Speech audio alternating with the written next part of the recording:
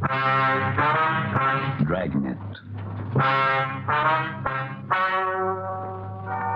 Ladies and gentlemen, the story you are about to hear is true.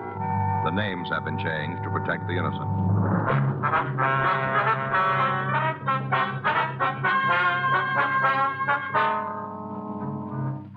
You're a detective sergeant. You're assigned the forgery detail. For the past 6 weeks, a man has been passing phony payroll checks in your city. You've got a description, but no positive identification. The check forgeries continue. Your job? Stop them. It was Tuesday, May 17th. It was windy in Los Angeles. We were working the day watch out of forgery detail. My partner's Frank Smith. The boss is Captain Welsh. My name's Friday. We were on our way back from lunch, and it was 1:13 p.m. when we got to room 29. Forgery. Yes, ma'am, that's right. I see. Hold on a minute, will you, please? Hey, Joe. Yeah? Skipper wants to talk to you and Smith. Right, thanks. All right. Well, just one thing, ma'am. Could you tell me what kind of account it is? Oh, yes, ma'am, I understand that. Is it a joint account? Well, in that case, your husband's got a perfect right. Hi, Skipper. You want to see it? Yeah, sit down. I guess you know what's on my mind. Oh, we got a pretty good idea, yeah. Corner Pocket had me in this morning. Been getting beefs from all over town. Factories raising Cain because their employees can't cash legitimate payroll checks. Merchants scared to death of being stuck with a phony. Making any headway on this guy? Not much. Well, just where do we stand? Lay it out. Well, he passed another one last Tuesday, a tailor shop on South Jefferson. How many does that make? Well, 24 that we know of. All in the last 6 weeks? Give or take a couple of days. You sure they're from the same guy? Same M.O., same description. A couple of times he had a woman with him. Said she was his wife. We sent out circulars on them both. Any results? 1 or 2 leads. They didn't pan out. What about your informants? Nothing. They holding out? I don't think so. I don't think they know him. Captain Welch. Yeah. Yeah, they're here. Uh-huh. I see. Okay, give me the address. Yeah. Yeah, I got it. Don't worry, I'll tell him. 24 bum checks, huh? That's right, Skipper. That's wrong. Huh? It's 25 now. On April 6th, we'd received the first report in this series of check forgeries. A grocery store on the corner of Oakwood and 3rd had cashed what appeared to be a payroll check from the Jeffers Carner Aircraft Company. It was marked payable to Russell J. Foreman. In our investigation, Frank and I had learned that the check was fictitious and that the company had never employed anybody by that name. We had also learned that bona fide Jeffers Carner checks were printed in a different manner and in a different color. During the next 5 weeks, we'd received additional reports of forged payroll checks supposedly issued by various Los Angeles manufacturers. In each case, the suspect had what seemed to be good identification, either a driver's license or an employment ID card from the company named on the check. The suspect had never used the same name or the same plant twice, but descriptions given by victims had indicated that the forgeries were all the work of one man. On 3 occasions, he'd been accompanied by a woman who had been introduced as his wife. Victims had been unable to make an identification from our mug books. Descriptions of both suspects and their M.O. had been checked to the stats office and had been sent to CII up in Sacramento. A local and an APB had been gotten out. The 25th victim was Alvin Driscoll, owner of a men's clothing store on South Maryland Avenue. Frank and I interviewed him at his shop. He told us that the forged check which he had cashed appeared to be from the Elderdale Oil Refinery. I come into the store, bought a couple of items, give me his payroll check to pay for them. That's all there was to it. That was last Friday? Friday morning, along about 9:30 a.m. What was it he bought, Mr. Driscoll? Sports shirts, my count over there. Marked down to $2.98. Some of them was as high as $5 last year. They're real good buys, believe me. Mm-hmm. Yeah, medium. That was his size. Uh-huh. What else can you tell us about this man? How's that? What did he look like? Well, like I said, he takes a medium shirt. That'd make him, pretty average. Mm-hmm. About 170, I judge. Black hair, a little bit of gray in it. Pleasant face. Ordinary fellow. How was he dressed? Suit, shirt, button-down collar. Suit was a charcoal brown, about the shade of that one on the rack over there, down at the end. See it? Mm-hmm. When he gave you the check, did you ask for any identification? Well, I didn't have to ask. He just handed it over. He had a whole wallet full. Driver's license, union card, whole wallet full. Well, that may have been forged, too. Well, it looked genuine to me. Yes, sir. Wasn't any way of my knowing it was phony. I done just what I was supposed to, everything. Make sure you get identification of your cash check. Mm-hmm. That's what the bank says. It's what you police fellows say, too, isn't it? Yes, sir. Mm-hmm. Well, I'm still out $100, ain't I? Looks that way, doesn't it? Mr. Driscoll, is there anything you can tell us about this man? Well, no, nothing that comes to mind. Did he have a car? Do you know that? Yeah, I know. Well, did he? Brand new Ford convertible, one of them two-tone models. Probably wasn't even broke in yet, but that sure don't keep him from gunning it when he went barreling out of here. Are you certain about this? About what? Well, that he was driving a new Ford convertible. Well, I guess I know one when I see one. And considering buying a new Ford myself. Not like that snazzy roadster he had, a sedan, maybe. Had me a demonstration drive a couple of weeks ago. I see.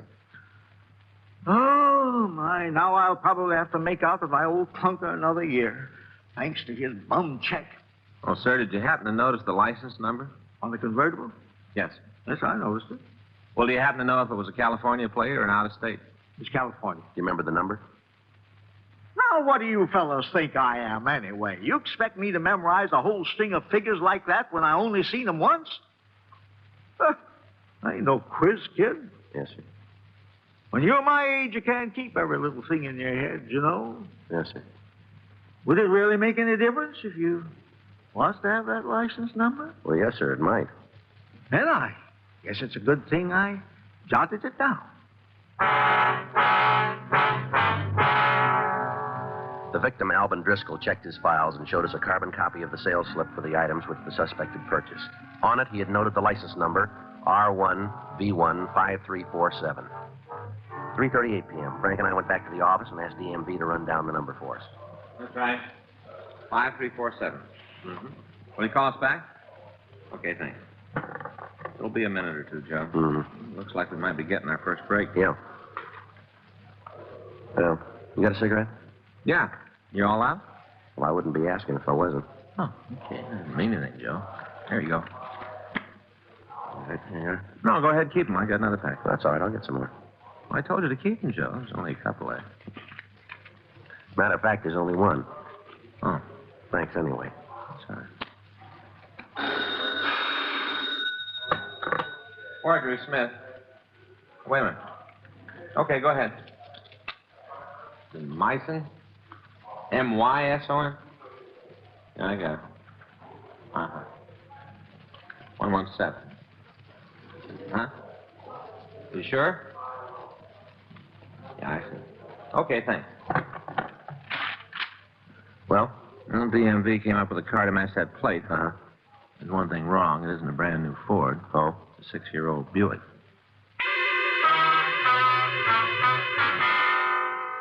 The Department of Motor Vehicles had reported that the car bearing license number R1V15347 was registered in the name of Philip B. Myson at 117 South Helen Avenue. Records showed that the car in question was a Buick sedan, which had been manufactured 6 years earlier. We ran Myson's name through R&I. They had nothing on him. We also ran the license number through our auto records to check to see if it was a stolen plate or a hot car. The report was negative. 4:09 p.m., Frank and I drove out to the Helen Avenue address. It was a small one-story bungalow with rain-streaked stucco walls.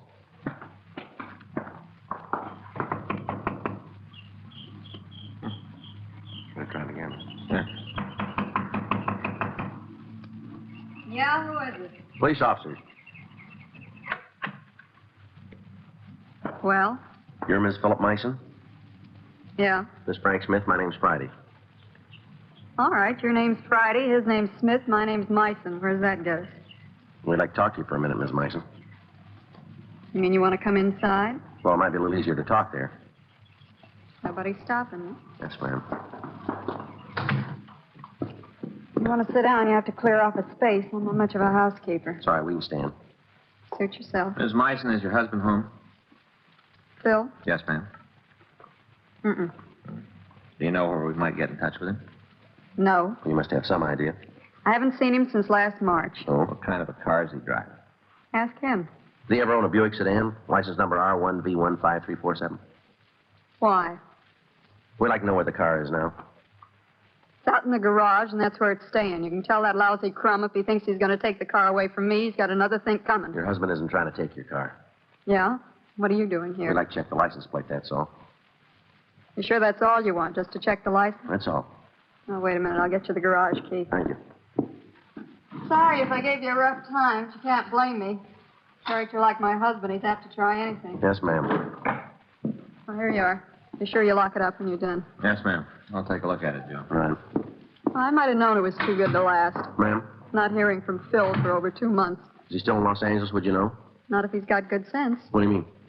If he's smart, he'll stay as far away from me as he can. Yeah. He's just plain lucky I didn't kill him. Given me a shirt with some other dame's lipstick on the collar, expecting me to wash it out. I should have throttled him with it. Yes, ma'am. Do you have a picture of your husband, Miss Mason? Why? We'd like to know what he looks like. Like a bum, that's what. Do you have a picture? Snapshot, maybe. Would you see if you can find one for us? All right. Just looking at him will probably spoil my supper. Yeah, here's something. I'm married to a face like that, and I have to worry about other women. All right, if we borrow this for a couple of days. Do me a favor. Keep it. Joe. Excuse me, Miss Mason. Yeah. That's the right license plate for wrong car. Buick sedan? Just like BMV had at 6 years old. Okay. Here's your key, ma'am. You locked up tight? Yes, ma'am. Sorry if we bothered you. Oh, forget it. Hey, wait a minute. Yes. Not that I give a darn, but how about telling me why you're so interested in Phil? It was just a police matter. You don't think he pulled a job or something? Why should we think that? You shouldn't. You do, you're way off base. You really picked the wrong guy. Yes, ma'am. Take it from me, if a jerk like Phil ever got out of line once, just once, you boys wouldn't have to go looking for him. Oh? No, you'd catch him red-handed.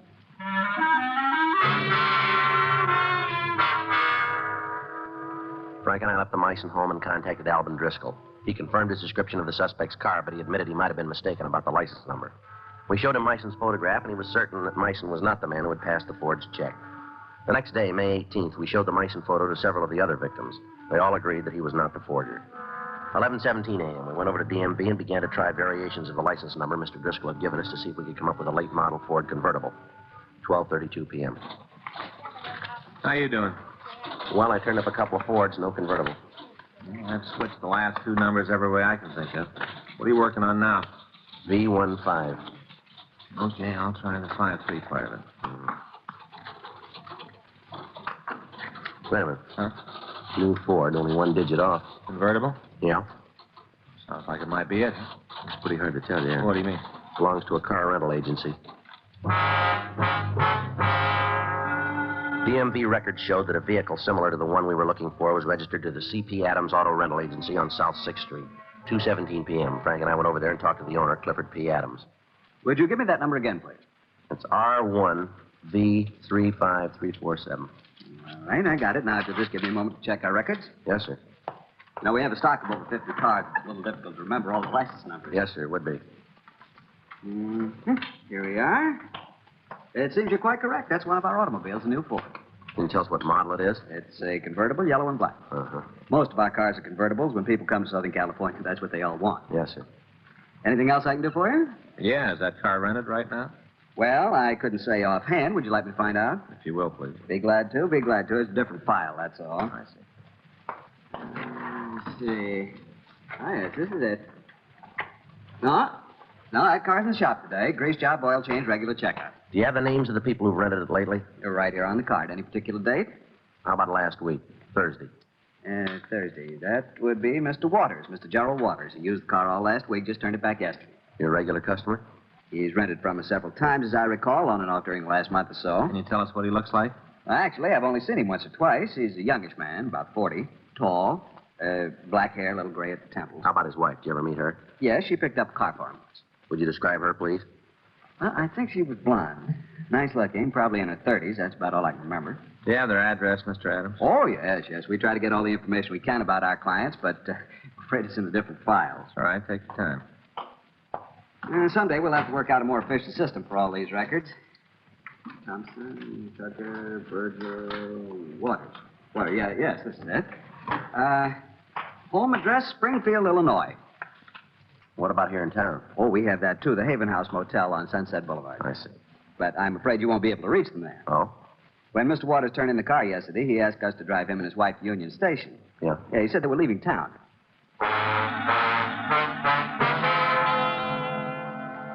We got a sample of the suspect's handwriting, and we asked Mr. Adams to get in touch with us if he heard from Gerald Waters again.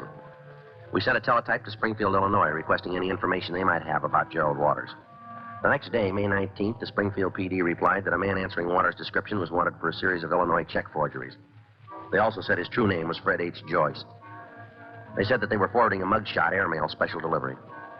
The mug arrived on Friday, May 20th. We showed it to 4 of the check victims, and they all positively identified the photograph. 3:36 p.m., Frank and I drove over to the Adams Car Rental Agency to confirm the identification. Hi, Mr. Adams.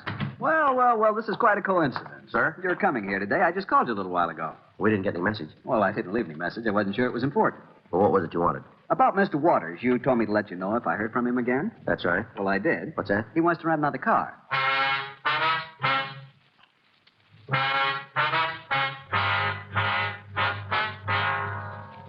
We showed Mr. Adams the mugshot of Fred Joyce, and he stated positively that Joyce and Gerald Waters were the same man. He also told us that Waters had called the car rental agency about 11 o'clock that morning to make arrangements for renting a new convertible.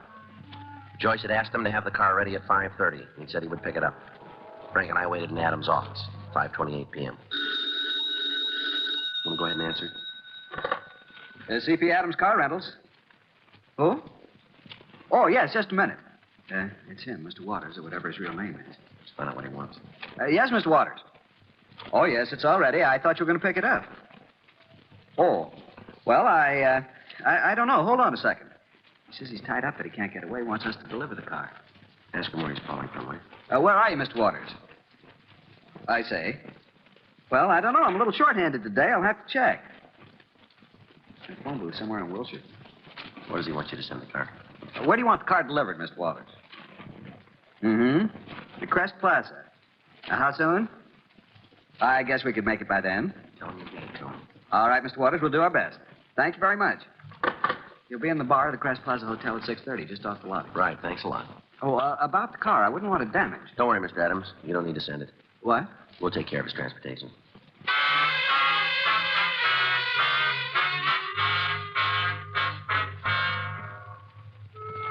We went over to the Crest Plaza Hotel. It was 6:28 p.m. when we arrived. There were 2 entrances to the bar. Frank went in through the lobby, and I used the street door. Yes, sir. What can I do for you? Got any hot coffee? Yeah. Black, please. That all you want? Yeah, that's all. Not very busy tonight, are you? Place livens up later on. All right. Evening. Hi, you 2 guys together? That's right. He wants coffee too, huh? Yeah, Black. Figures. Okay, sports. I'll get it. You see him? No, he's probably not here yet. Here you are. Thank you. Hey, don't mention it. That'll be 20 cents. All right. There you are. You sure you don't want anything to drink? No. Well, would you mind finishing the coffee over in the booth? What do you mean? Well, it's not good for business. Why? We sell booze, not coffee. Other customers come see you sitting here swilling coffee, so I'll have to give them ideas. Thing like that catches on, the place will go broke. We're police officers. What? Police officers. Well, what are you doing here? Something wrong? A couple of questions we want to ask. Yeah, about what? Take a look at this picture. I'd like you to tell us if you know him.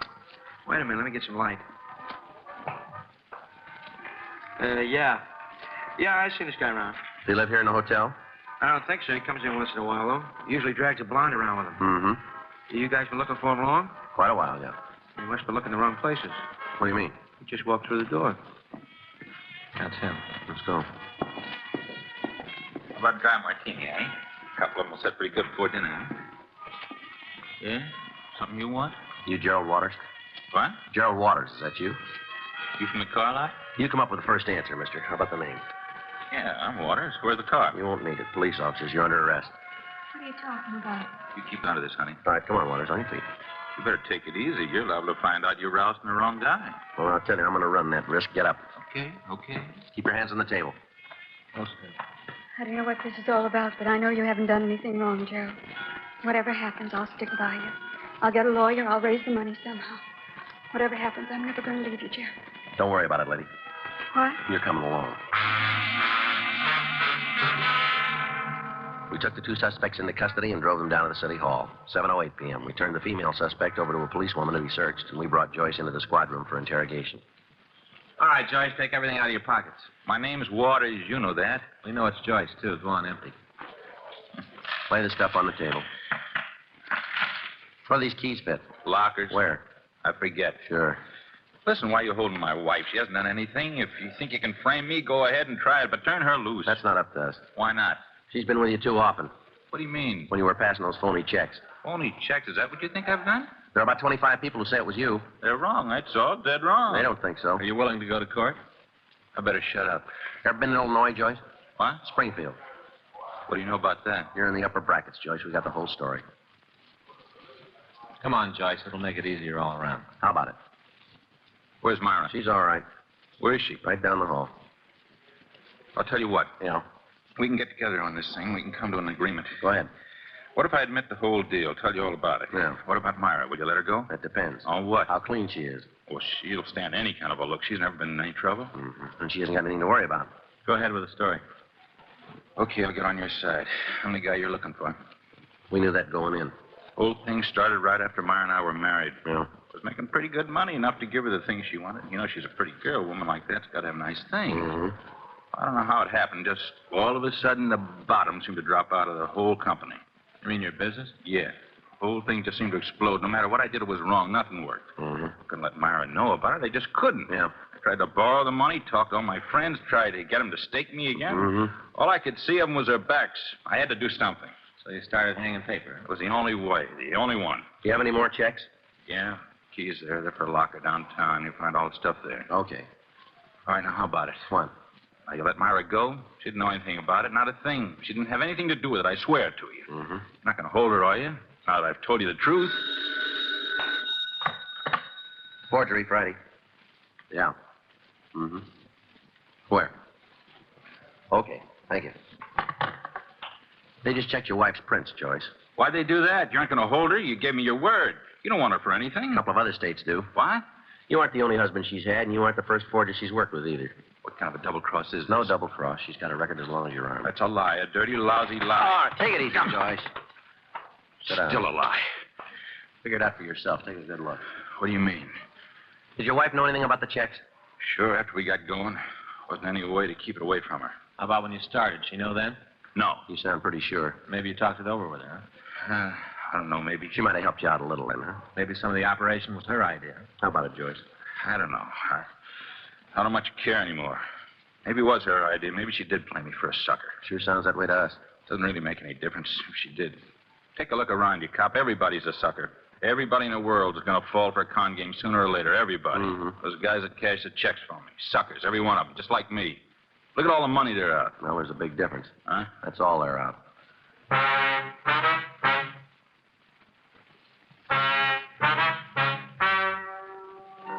The story you've just heard is true.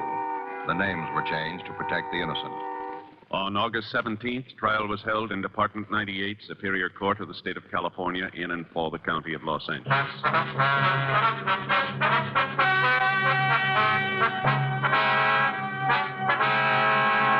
Frederick R. Joyce, alias Gerald Waters, was tried and convicted of forgery, 5 counts. Forgery is punishable by imprisonment for a period of not less than 1, nor more than 14 years on each count.